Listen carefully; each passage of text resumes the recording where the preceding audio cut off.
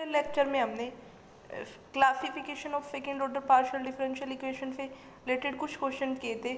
आज हम उसी क्वेश्चन को आगे, उन्हीं टाइप के क्वेश्चन को आगे बढ़ा रहे हैं। अगर आपके कोई डाउट रह गई होगी तो क्लियर हो जाएगी इस लेक्चर में। आप ध्यान से देखिएगा। हम एक क्वेश्चन लेके आएंगे, ये वाला। इस सबसे पहले इस टाइप के क्वेश्चन को कैसे करते थे, हम कंपेयर करते हैं। सबसे पहले स्टैंडर्ड इक्वेशन से, हमने स्टैंडर्ड इक्वेशन से कंपेयर किया, आर की वैल्यू निकाली, एफ की वैल्यू निकाली, टी की वैल्यू निकाली, फिर एफ स्क्वायर माइनस 4RT ये कैलकुलेट करते थे। फिर इससे हम चेक करते थे कि हाइपरबोलिक आता है, इलिप्टिक आता है, पैराबोलिक आता है। अब मैं फिर से बता देती हूँ कि हाइपरबोलिक कब आता है, एफ स्क्वायर माइनस 4RT की वैल्यू ग्रेटर देन 0 जाती है तो हाइपरबोलिक आता है, अगर इक्वल टू 0 जाती है तो पैराबोलिक आता है, और लेस देन 0 जाती है तो इलिप्टिक हो जाता है। ठीक है, तो हमने इक्वेशन लिखी, सबसे पहले कंपेयर किया, एफ स्क्वायर माइनस 4RT की वैल्यू निकाली, ये वैल्यू आई।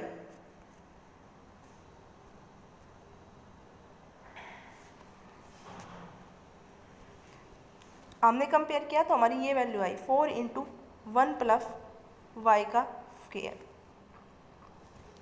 तो इसमें क्या है, अगर y की वैल्यू हम 1 रख दें, -1 रख दें, तो क्या आएगा -1। इसका 4 होल स्क्वायर है, मैंने गलत लिख दिया थोड़ा सा, ये है 4 × 1 + y का होल स्क्वायर। अगर y की वैल्यू -1 है तो ये चीज़ क्या हो जाती है, 0। ठीक है, इसलिए y की वैल्यू -1 ना लेके और कहीं पे भी सोल्व कर लो, हमेशा क्या आएगी, पॉजिटिव आएगी, ग्रेटर देन 0 आएगी। तो हर केस में क्या बनेगा, हाइपरबोलिक। अगर y की वैल्यू -1 नहीं लेते हैं, अगर y की वैल्यू -1 ली तो ये केस क्या हो जाता है, पैराबोलिक हो जाता है ना। तो इसलिए हम -1 नहीं लेते, और फिर हम, क्योंकि एक वैल्यू के अकॉर्डिंग तो हम चलेंगे नहीं, हमने सारी वैल्यू के लिए देखना है कि सारी वैल्यू के लिए क्या बन रहा है। फिर अब -1 को छोड़ के हर केस में ये हाइपरबोलिक बन रहा है, तो हम हर केस के लिए डिस्कस करेंगे। फिर हमें दूसरा स्टेप क्या था, क्वाड्रेटिक इक्वेशन लिखनी है। फिर इसमें r, f और t की वैल्यू डाल के हम इस इक्वेशन को सोल्व किया। अगर यहाँ से हमें दो रूट मिले, एक तो रियल और डिस्टिंक्ट, लैम्बडा की वैल्यू आ गई +-1 + y, रियल और डिस्टिंक्ट वैल्यू आ गई, दो वैल्यू आ गई। ठीक है, अब हमें क्या करना है, तीसरे का स्टेप में हमें क्या करना है, तीसरे स्टेप में देखिएगा हमें क्या करना है। तीसरा स्टेप में हमें ये इक्वेशन लिखनी बताई थी, डिफरेंशियल इक्वेशन। इसमें हमें लैम्बडा की वैल्यू, एक को λ1 मानना है और दूसरे को λ2 मानना है। एक को हमने 1 + y को हमने λ1 मान लिया, माइनस वाले को हमने 2 मान लिया। ठीक है, तो हमने इसको मान लिया, इसको मान लिया। अब हमने इसको इंटीग्रेट कर दिया, इसको इधर इस वैल्यू को लेके गए, ऐसे लिख दिया dy/1 + y = dx -dx। ठीक है, = नहीं लगाते हैं तो माइनस, ये लिख लिया हमने। ठीक है, फिर हमें इंटीग्रेट करना है बोथ साइड। इंटीग्रेट कर दिया हमने, ये इंटीग्रेट कर दिया, ये आ गई इक्वेशन। दूसरा इंटीग्रेट कर दिया, ये इक्वेशन आ गई। दोनों इक्वेशन को इंटीग्रेट करके हमें दो हमें मिल गई इक्वेशन। एक को हमने यूँ मान लिया, लो देखो, हमने इंटीग्रेट करके एक को हमने यूँ मान लिया, log 1 + y + x, इसको हमने u मान लिया, दूसरे को हमने, रिमेनिंग को हमने v मान लिया। फिर अब हमें क्या करना है, p, q, r, s and t, इन सब की वैल्यू निकाल के हमें जो गिवन इक्वेशन थी उसमें पुट करनी है। पर यहाँ पे हमें p, q, r, s निकालना तो पड़ेगा, पर r और t दोनों की वैल्यू ही इक्वेशन के अंदर पुट करनी है। सबसे पहले हमने p की वैल्यू निकाली। p की वैल्यू हमने पिछले वीडियो में बताई थी, p की वैल्यू क्या होती है, कर्ल z/कर्ल x, और z हमने बताया था किसका फंक्शन होता है, u और v का, z u और v का फंक्शन होता है। z हमारा u और v का फंक्शन होता है, तो z का u के रिस्पेक्ट में डेरिवेटिव किया, z का हम सब u के रिस्पेक्ट में डेरिवेटिव और v के रिस्पेक्ट में डेरिवेटिव, और u किसका फंक्शन होता है, x और y का, तो u का हमने x के रिस्पेक्ट में और v का हमने x के रिस्पेक्ट में डेरिवेटिव किया। हमने ये सोल्व करके ये वैल्यू आ गई हमारे पास, ये वैल्यू आ गई। फिर मैंने बताया था ये इक्विवेलेंट फॉर्म में भी लिख सकते हैं भाई, जेड इन सब से बाहर आ रहा है तो जेड को भगा दिया हमने और हमने इसको इस इक्वेशन में लिख दिया, ठीक है। फिर हम क्या करेंगे, क्यू की वैल्यू निकालेंगे। अब हमने क्यू की वैल्यू निकाल ली, क्यू की वैल्यू हमारी ये आ गई। हमने सोल्व किया, if curl z by curl y होता है, curl z by curl y को हम क्या लिख सकते हैं, curl z by curl u into curl by u by curl y, ऐसे ही, क्योंकि हमें पता है जेड दो का फंक्शन है यू और वी का, और वाई यू किसका फंक्शन है एक्स और वाई का, और वी भी एक्स और वाई का फंक्शन है, तो हमने इस तरीके से लिख दिया, ठीक है। और ये हमने सोल्व कर लिया। फिर हम आर की वैल्यू निकालेंगे। आर हमारे पता है ये है, इसको फिर कर्ल बाई कर्ल एक्स की वैल्यू कितनी है, हमने ऊपर यहाँ पे देखो कर्ल बाई कर्ल एक्स की वैल्यू ये रही, यहाँ पे देखो ये रही कर्ल बाई कर्ल एक्स की वैल्यू, यहाँ पे पुट कर दी। Curl z by curl x की वैल्यू भी इसी तरह पुट कर दी, फोल्ड कर दिया, हमारा ये आ गया सोल्यूशन। अब टी की वैल्यू निकालनी है। टी की वैल्यू भी हमें पता है curl z by curl y curl square z by curl y square, तो इसको हमने इस तरीके से लिख दिया। और फिर हमने क्या किया, कर्ल बाई कर्ल वाई और फिर इसके curl z by curl y की वैल्यू हमने ये निकाली थी ना ऊपर, देखो ये निकाल रखी है, इस वैल्यू को हमने यहाँ पे पुट कर दिया। समझ में आ गई।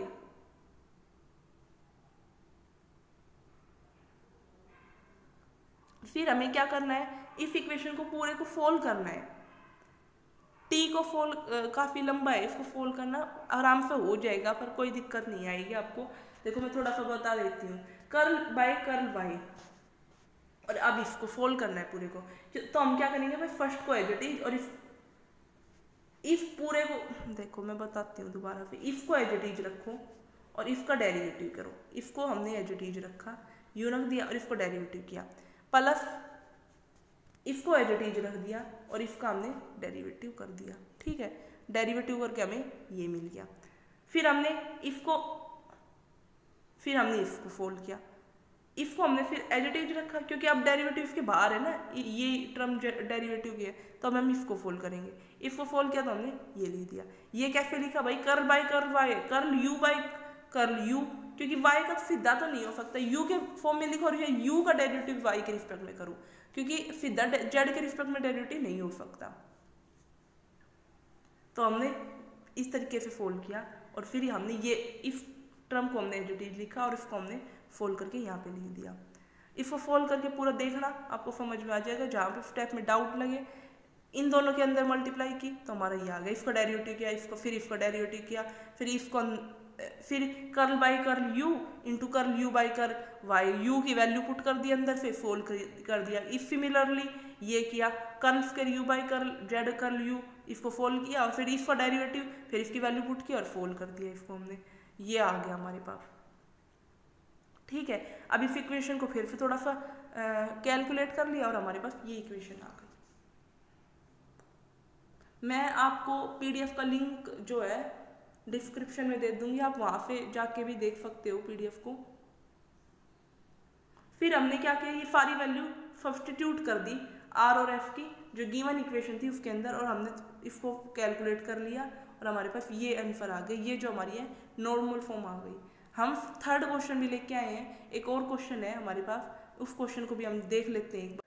हम एक थर्ड क्वेश्चन लेके आए हैं। इस क्वेश्चन में क्या है, सबसे पहले हमें क्या करना होता है, गिवन इक्वेशन को कंपेयर करते हैं स्टैंडर्ड इक्वेशन पे। हम यहाँ पे यही करेंगे, गिवन इक्वेशन को कंपेयर करेंगे स्टैंडर्ड इक्वेशन पे। फिर हमने आर की वैल्यू निकाली, एफ की वैल्यू निकाली, आर की वैल्यू आई ये, एफ की वैल्यू आई 0 और टी की वैल्यू आई -5 तीनों की वैल्यू निकाली। फिर एफ स्क्वायर माइनस 4RT करेंगे, एफ स्क्वायर की वैल्यू डाल दी, आर की वैल्यू डाल दी और टी की वैल्यू डाल दी, हमारे पास आ गया 4x²। अब हम देखेंगे 0 भी हो सकता था जब x और y 0, पर हमें एक पॉइंट के लिए नहीं देखना, पूरा देखना है कि भाई हम हर जगह पॉजिटिव आएगा, हर जगह नेगेटिव आएगा, हर जगह ये हमेशा पॉजिटिव आएगा। हर जगह पॉजिटिव आएगा तो क्या होगा, ये हाइपरबोलिक हो गया। इससे हमें पता चल गया कि गिवन इक्वेशन क्या हो गई, हाइपरबोलिक। फिर हम सेकंड स्टेप क्या करते थे कि क्वाड्रेटिक इक्वेशन लेते थे, क्वाड्रेटिक इक्वेशन बनाते थे, फिर हमें रूट निकालते थे। रूट हमारा रियल आ गया और डिस्टिंक्ट आ गया। रूट एक हमारा रूट y/3 x आ गया, वाई बाई एक्स आ गया और दूसरा माइनस वाई बाई एक्स आ गया। फिर तीसरे इक्वेशन में हम क्या करते थे, तीसरे स्टेप में हम क्या करते थे, लैम्डा 1 लैम्डा 2 की वैल्यू पुट की और हमें ये बनाई हमने, फिर हमें इसको इंटीग्रेट किया और फिर x y is equals to constant और x by y is equals to constant. इसमें एक को हमने यू मान लिया, दूसरे को हमने वी मान लिया। ठीक है, एक को हमने यू मान लिया और एक को हमने वी मान लिया। फोर्थ स्टेप में क्या था कि भाई यू और वी मान लेते थे फोर्थ स्टेप में। फिफ्थ स्टेप में क्या था कि भाई पी क्यू आर एफ और टी की वैल्यू निकालो और गिवन इक्वेशन में पुट कर देते हैं। हम यही करते थे ना। फिफ्थ स्टेप में हम सबसे पहले पी निकालेंगे, फिर क्यू निकालेंगे, फिर आर निकालेंगे। पी निकाला, पी क्या है, पी हमने निकालना बता रखा है पीछे, curl z by curl x, curl z by curl u into curl u by curl x plus curl z by curl v into curl v by curl x. Curl v by curl x की value निकाली हमने, यहाँ डाल दी, हमने पूरी equation calculate कर ली, हमारे पास ये आ गई। फिर हम कर्ल वाई की वैल्यू निकालेंगे, यानी कि हम क्यू की वैल्यू निकालेंगे। Curl z by curl y की वैल्यू निकालेंगे, यानी कि हम क्यू की वैल्यू निकालेंगे। क्यू की वैल्यू हम इसी तरीके से क्यू की वैल्यू कैलकुलेट करेंगे। फिर हम आर की वैल्यू कैलकुलेट करेंगे। आर की वैल्यू कैसे निकालेंगे, curl square z by curl x square, curl by curl x, curl z by curl x, curl by curl x रखा, curl z by curl x की वैल्यू हम देखो यहाँ पे ये वैल्यू पुट कर दी, यहाँ पे हमारी कैलकुलेट किया, हमारा आंसर आ गया। कैलकुलेट करेंगे, स्टेप लगाते जाएंगे और हमारा आंसर आ जाएगा। फिर हम टी की वैल्यू निकालेंगे। टी की वैल्यू ये होती है curl z by curl, same step है, कोई फर्क नहीं है, हमें सब में वही वैल्यू है।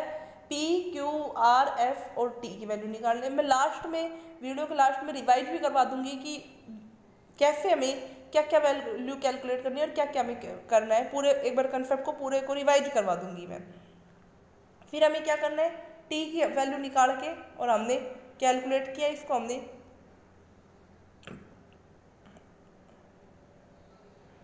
कैलकुलेट करके फिर हम लास्ट में हमने वैल्यू को सब्स्टिट्यूट करना है, जो हमारी गिवन इक्वेशन है। गिवन इक्वेशन है उसमें हमने वैल्यू को सब्स्टिट्यूट करना है। Substitute the value R T in equation first, और हमें ये मिल गया और इससे हमारी ये कैनोनिकल फॉर्म बन गई। अब इसमें एक पूछा हुआ था सॉल्यूशन क्या होता है, तो सॉल्यूशन भी हमें बताना होता है। मैं बता देती हूँ इस इक्वेशन में सॉल्यूशन कैसे निकालेंगे। सेकेंड इक्वेशन से देखो, ये इक्वेशन हमें ऑब्टेन हुई, इस इक्वेशन से हमें सॉल्यूशन निकालना है। इस इक्वेशन को हमने यूँ रखा और इस साइड ले गए इसको हमने, ठीक है, और फिर b से मल्टीप्लाई कर दिया। ये सेकंड ऑर्डर की पार्शियल डिफरेंशियल इक्वेशन बन गई। हमने u को ex मान लिया और u को v को ey मान लिया सॉल्यूशन निकालने के लिए। x हमारे पास log u आ गया और दोनों तरफ log लो भाई, log लोगे तो एक्सपोनेंशियल, और जैसे ये देखो मैं बता देती हूँ इसको थोड़ा सा करके, ये तो log of u is equals to इधर x आ जाएगा क्योंकि एक्सपोनेंशियल और log कैंसिल हो जाएंगे। सिमिलरली इधर आ जाएगा। फिर कर्ल d है तो curl by curl x is isomorphic to, इसको हम u into curl by curl u लिख सकते हैं। लिख के देखना, समझ में आ जाएगा। ये लिख सकते हैं। अब हम क्या करेंगे, इक्वेशन जो सेकंड थी उसमें हमने थर्ड थी जो हमारी ये इक्वेशन बनी थी, उसमें हम इस इक्वेशन में हमने ये वैल्यू सब्स्टिट्यूट कर दिया और हमारी ये इक्वेशन आ गई। इसको हमने सोल्व किया तो यहाँ से हमारा राइट हैंड साइड 0 आ रहा है, तो पर्टिकुलर इंटीग्रल तो नहीं आएगा, यानी कि पी आई तो हमारा 0 आ गया। अब आएगा सी एफ। सी एफ हम कैसे निकालेंगे, हमने पीछे बहुत क्वेश्चन किए हैं सी एफ निकालने के, हमने बहुत अच्छे से बताया सी एफ कैसे निकलेगा। यहाँ पे डी डैश इजिकल्स टू 0 आ गया और two D minus 1 equals to 0 आ गया, यानी कि डी की वैल्यू कितनी आ गई 1/2 और डी डैश की वैल्यू कितनी आ गई 0। इफ इक्वेशन पुट कर दो और ये हमारा, इसका मतलब हमारे पास क्या आ जाएगा, डी की वैल्यू 1/2 यानी कि e की power x/2 phi of y, y का फंक्शन y प्लस x की वैल्यू तो 0 आ गई। ये सॉल्यूशन निकालना हमने पीछे 4th चैप्टर में बताया है। अगर नहीं समझ में आता तो कमेंट करके पूछ सकते हो। e⁻x/2 फाई ऑफ वाई आ जाएगा plus phi of log u आ जाएगा, एक्स आ जाएगा, फाई ऑफ एक्स आ जाएगा।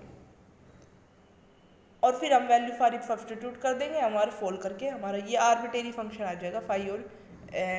फाई और जाई जो है ये आर्बिट्रेरी फंक्शन है, हमारा ये सॉल्यूशन मिल जाएगा फाइनली। तो हमें यहाँ तक 6.2 हमारी कंप्लीट हो चुकी है।